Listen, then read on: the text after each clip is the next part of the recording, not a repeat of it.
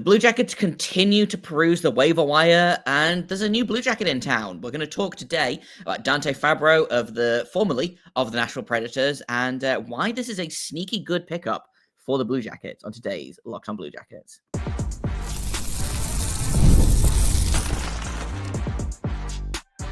You're Locked On Blue Jackets, your daily podcast on the Columbus Blue Jackets, part of the Locked On Podcast Network, your team every day. Hello and welcome to Locked On Blue Jackets, part of the Locked On Podcast Network, your team every day. I am, as always, your host, Jay Foster, here to give you the good, the bad, and the ugly about your favorite team and mine, the Columbus Blue Jackets. And actually, we've got a mini squadcast today, just a little bonus episode to tide you guys over, because the Blue Jackets did a thing. In Grand Blue Jackets tradition, they waited until I was busy and not paying attention to the internet, and they claimed former Nashville Predator Dante Fabbro, who was put on waivers for reasons, which I'm sure we'll get into in a minute. I've got my wonderful friend and co-worker of Locked On Preds, and Kimmel, and we're going to talk a little bit about Dante Fabbro as a player, what went wrong in Nashville, why this is a good waiver wire pickup for the Blue Jackets, and is there any risk in this waiver wire pickup? So, Anne, thank you for hopping on Locked On Blue Jackets. I'm really excited to pick your brain about Dante Fabbro. So let's kind of get into it, which is, I guess my biggest burning question is, what the heck, Preds? You know what? That is a question circulating among Nashville Predators fans as well. What the heck? This is in Nashville. It feels a little bit like something we refer to as Eeli Tolvanen PTSD. Eeli Tolvanen was another first-round draft pick that the Predators put on waivers who was snatched away. So it's a first-round pick gone for nothing. So there's a little bit of what the heck going on in Nashville when it comes to Dante Fabbro as well. Of course, he was a 2016 first round pick, 17th overall, and came into Nashville with, right from Boston University, didn't spend time in the AHL. And it's so interesting because here's what Blue Jackets fans need to know. He's not a bad player.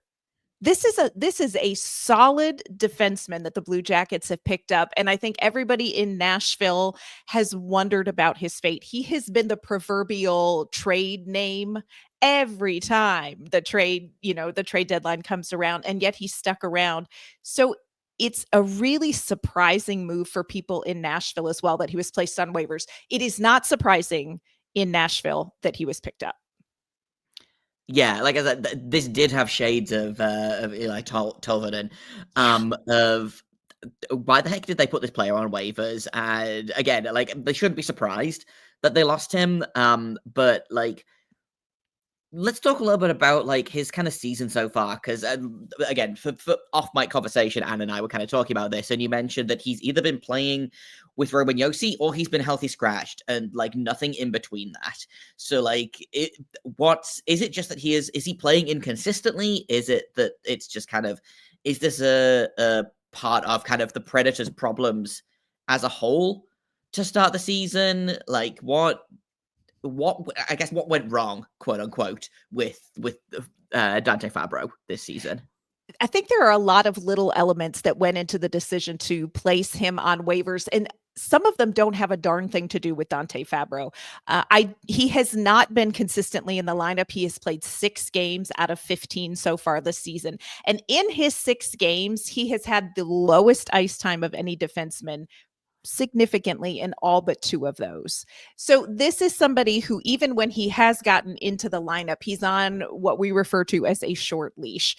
At Locked On Predators, we kind of jokingly say that Andrew Brunette, the head coach, has trust issues. There are just some players that Andrew Brunette gives a little bit longer leash to, and some that maybe he doesn't. And Dante Fabbro was on the list of players who maybe don't get the benefit of the doubt. And you talk about inconsistent play. It's really hard to have consistency in your game when you get 6 out of 15 starts. But there are other factors that don't necessarily have to do, again, with Dante Fabbro. One of the things that the Predators focused on this season was getting these special teams specialists. Like when Ryan McDonough left, they went out and they got Brady Shea because he is good in special teams. He's good on the power play. He's great on the penalty kill. And Nashville's penalty kill this season has been phenomenal. They're one of the best in the league. And Dante Fabbro doesn't have a role on that. Not that he couldn't, he has in the past. But this season, he doesn't have a role on the penalty kill. He doesn't have a role on the power play. And so right now, the players who have that special teams sort of specialty to their game are the ones that are getting the ice time. They're the ones that Andrew Brunette is giving the benefit of the doubt to. And that's just not where Dante Fabbro falls, even though he could. He has played again on the penalty kill and been really good, but he just doesn't fit there right now this year. The other thing, and this is speculation, I want to be clear, this is not reporting, this is just speculation. He had a 1 year, $2.5 million contract. I'm wondering if Dante Fabbro being placed on waivers was a way to clear some cap space in a more timely manner than to wait and try to find a trade, because there really isn't anybody at this point in the season that is starving to get their hands on a defenseman. So I wonder if there's a component of this is a step A in something that Barry Trotz wants to do. Another factor, the Preds have a lot of depth at defense and younger depth coming up too. So of course, Spencer Stastny is a name that we've talked about, but you haven't heard this season. He's stepped away for personal reasons. We don't know for sure when or if he'll return to the Predators, but Stastny aside, they've got some guys with the Milwaukee Admirals, and I'm sure you know some of these names, Jay. They've got Ryan Ufko, they've got Jake Livingstone, they've got Adam Wilsby. These are all players who got a long look in training camp. They have Tanner Mollendijk coming up through the system. And so I think they really feel like they've got a lot of good now pieces, and the Predators have a lot of coming up pieces. And Dante Fabbro just is one of those players who I think just sort of slipped through the cracks for Nashville.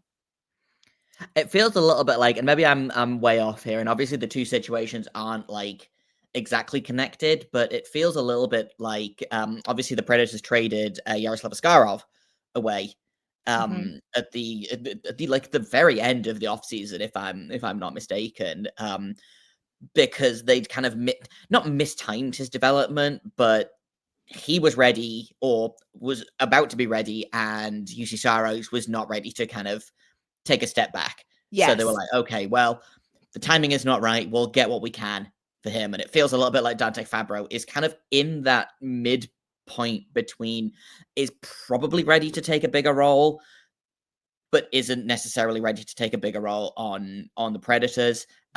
Interesting that you talk about kind of freeing up cap space. For the Preds, who have not had the ideal start to the season after spending approximately $1 bajillion in free agency. Yes.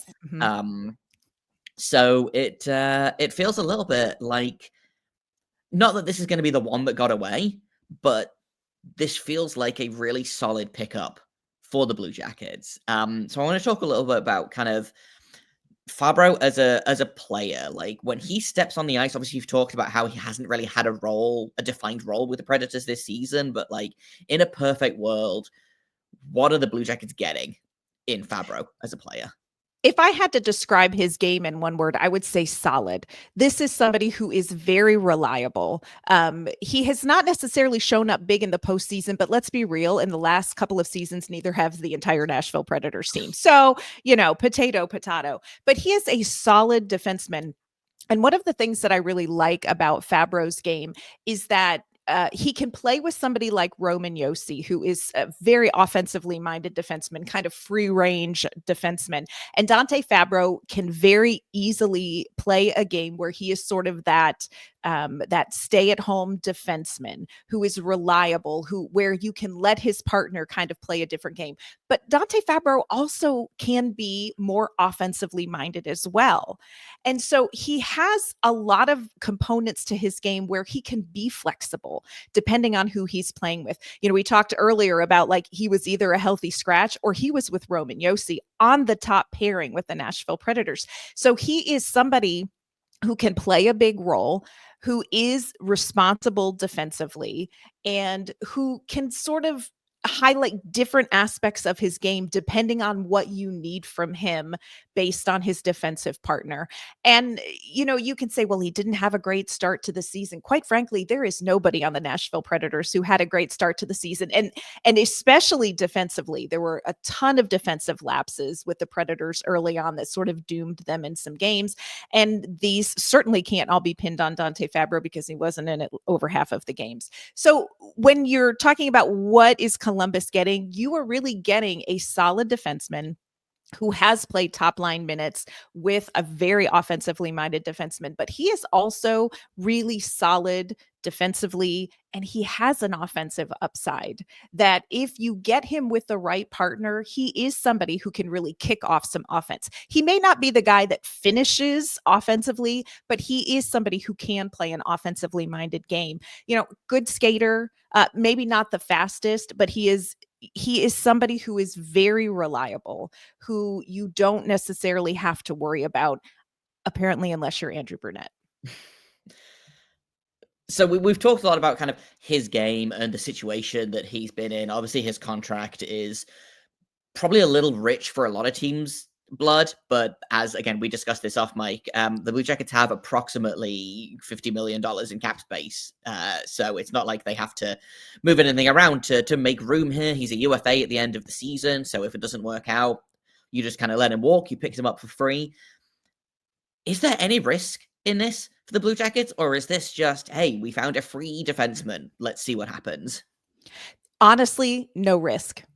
There's no risk. And I think Blue Jackets, may be surprised in what they can do with somebody like Dante Fabbro. He really sort of, again, fell out of favor here, but I don't know how much of that was him and how much was situational.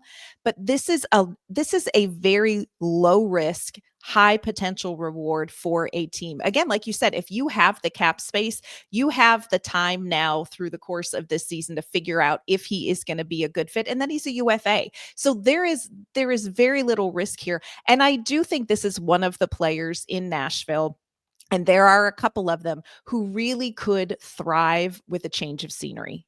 Because this has been a tough go for Fabbro, not just this year and not just last year under Andrew Brunette, but he has always been the guy who, when the trade deadline came, people would talk about Nashville could trade Dante Fabbro. Nashville could trade. And so for a lot of seasons, he hasn't been viewed as a long-term piece for the team. So I think this is just a good palate cleanse for Fabbro. I really do think he can thrive in a number of different situations because his game is a little bit flexible.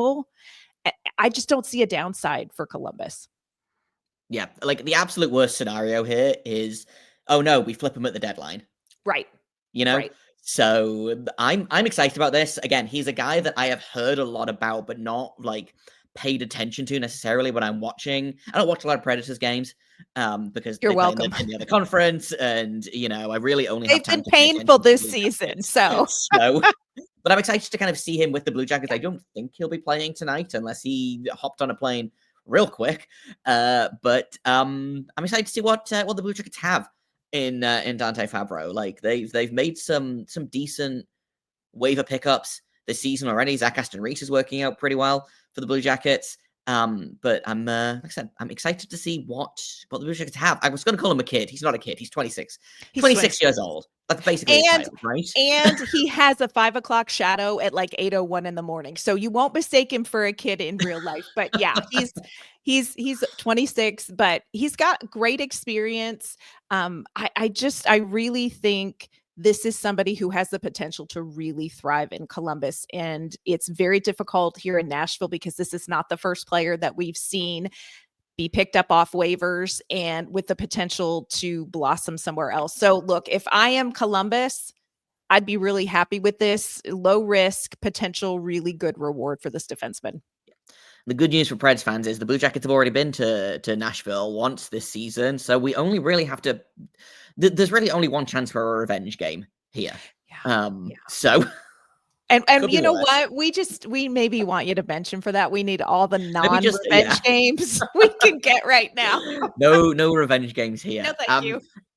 if people want to maybe catch up with the Nashville Predators, I don't know how much at Milwaukee Admirals chatter you guys do on Locked On Preds, but we have you guys have my guy Nick Blankenberg with the ads this season. If you want to catch up with any Blankenberg chatter, for example, where can people find you and your show online? We love the Milwaukee Admirals. We call them the baby Preds. We absolutely love following them. So you can check out our Preds and Admirals coverage at Locked On Predators. You can find us on socials at LO_Predators on your favorite podcasting platform.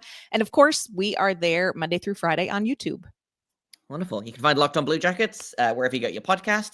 You can find me on Twitter at _Jacob Foster, JAKOBFORSTER. You can find the show at LO_Blue Jackets. We will be back with a full-sized episode tomorrow, talking hopefully good things about tonight's Ducks game, but I really can't promise that based on anything from the last week or so of Blue Jackets hockey.